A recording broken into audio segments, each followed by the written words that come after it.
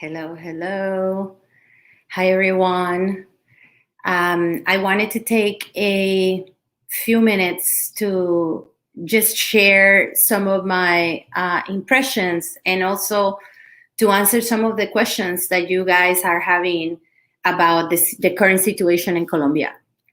And I want to just first start by saying that it's been so painful to see everything that is going on there, from the protests to what has evolved till now. So I'm not here to claim that I'm no expert or that I have all the answers, but I want to invite you to think about my perspective and also to get involved and to better understand how foreign policy and local foreign policy also affects us. So I was just recently in Colombia. I had the opportunity to spend 2 months back home, and this is the longest I actually have been back in Colombia since I left Colombia in the early 90s.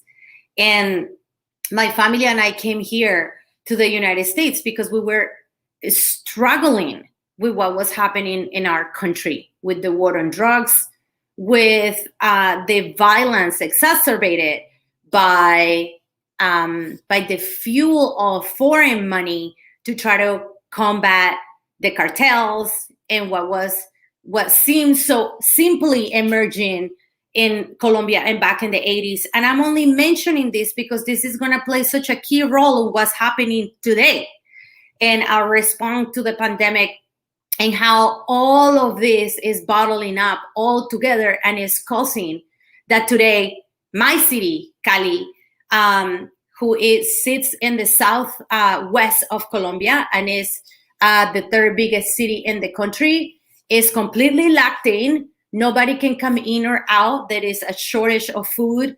There is no gas. The country is really experiencing a lot of chaos.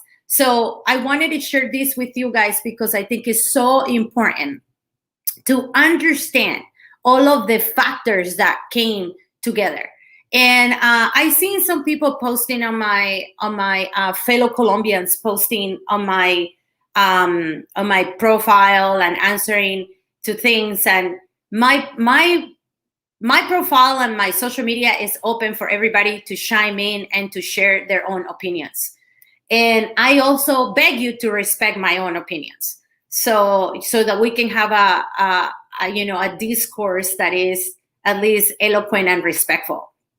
But la reforma tributaria, which is a tax reform that the Colombian government was trying to pass just recently, was really met with a lot of anger. And the reason why we have like this anger in Colombia is because the Colombian people have been struggling going through the pandemic. We don't have the same aid that we have in the United States. So I invite you to think about all these like forces that are colliding all at the same times. I was just there a month ago, and we were still going through like heavy curfews and lockdowns, weekends at a time. Curfew starting at 8 p.m., 10 p.m., 8 p.m., 5 p.m., and some occasions from Thursday through Sunday. So, think about this. In the United States, we got a system where we had some sort of a stimulus and aid, whether it was $600, $400, or $1,200, we at least had something, which wasn't enough for us.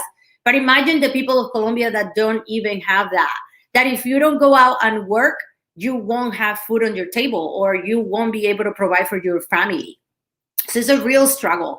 So the government was trying to pass this tax law, and it was met with a lot of course, resistance, which led to all of this like fight, where in Colombia we saw buses burned out, bus stations burned out, hotels burned out, looting, which also is the next layer that kind of meets this crisis, poverty at its best, and lack of opportunity.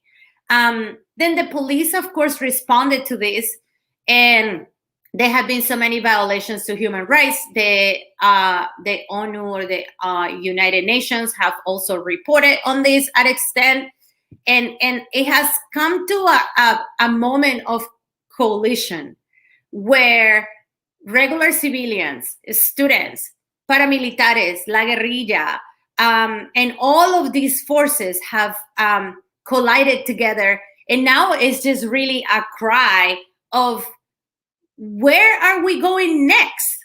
So yes, we were able to call on the president and to say, we don't want this, and he stopped it, but it's going to come back in a different way. So now it's not just that. Colombia has had very little penetration of vaccines, so people have not been vaccinated, and the healthcare system is really overwhelmed as well.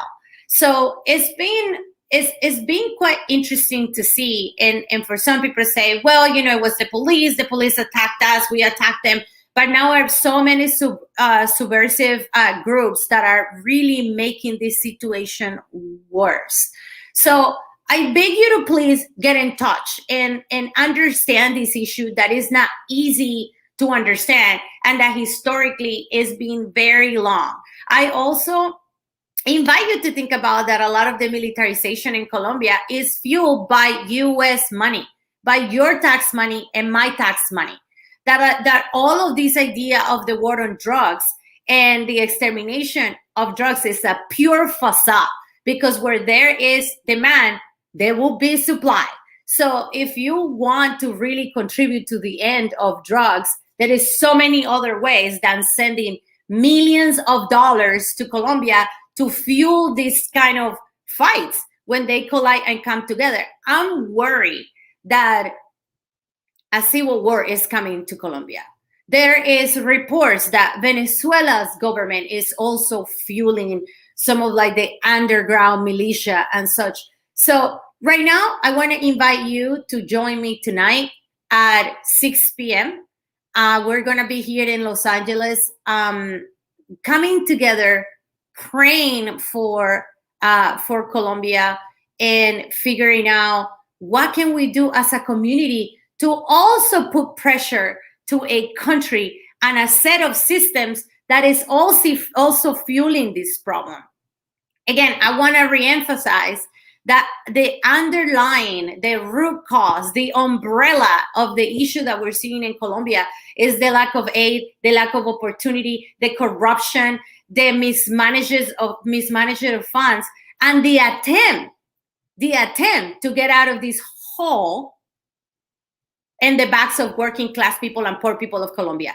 So thank you guys so much. And I would really, really, really appreciate and call on all of you that have supported me throughout different times, through fun times, through hot springs, through me running for office, to support my people and to also get your voices heard. We need everyone. I mean, like, the Colombian community here in Los Angeles is not that big, but I encourage you to share this message with a Colombian friend that you might have, or tag them on my post so that they can also participate tonight. Because even though we might be thousands of miles away from home, home is always here. It's always here. And right now, it pains me so much to hear the reports from my family, from friends, from the news. It's nonstop. We are in a crisis, and we need you to please also help us spread the word and share that we're coming together tonight, Wednesday, Cinco de Mayo, at Grand Park in Los Angeles, to really bring a voice and a face and a heart, and to really pray and ask for peace for Colombia and for a resolution to this issue. And we might not have all the answers right now, and we might not know what to do, but at least we can come together and figure this out and support each other as a community. So I just wanted to share that in this little live stream, and tell you all that it's been so incredible to see all of the support and the love and all of the things, all of the messages, all of the tags. Keep tagging other Colombian people that you know, because to change everything, we're going to need everyone. So I see you tonight at Grand Park at 7 p.m. Bring your candles, bring your best vibrations, bring your ideas, bring your good energy, and let's make sure that the world can hear us and can see that we're supporting the people of Colombia. Thank you, guys. Thank you so much. Big love, and we'll talk very soon. I see you guys at 7 p.m. tonight. Bye-bye.